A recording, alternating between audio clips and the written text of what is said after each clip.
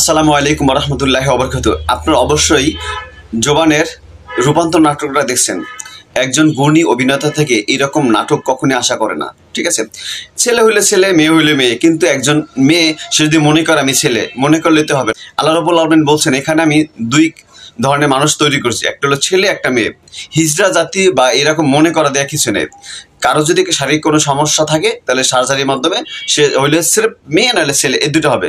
কিন্তু ওর মতন একজন গুণী অভিনেতা থেকে এইরকম মানুষ কখনোই আশা করে না। ও যে শক্ত অবস্থানে আছে, ধীরে ধীরে ধীরে ধীরে কিন্তু এই স্থানে গেছে। এখন কিন্তু নিমিষই দুলের সাথে মিশে গেল। ওর উচিত অবশ্যই জাতির সাথে ক্ষমা চাওয়া। এই যে রূপান্তর নাটক, এটা কোনো নাটকের মধ্যে পড়ে না। জোবান, আমি তোমাকে এটাই বলবো, তুমি জাতির সামনে ক্ষমা চাও, তাহলে জাতি যদি তোমাকে ক্ষমা করে, ঠিক আছে? তুমি অবশ্যই নাটক, এই ধরনের নাটক আর করবা না। এই মুসলেখাতে জাতির কাছে ক্ষমা চাও, সেটা এইটাই তোমার জন্য ভালো হবে। ভালো থাকবা।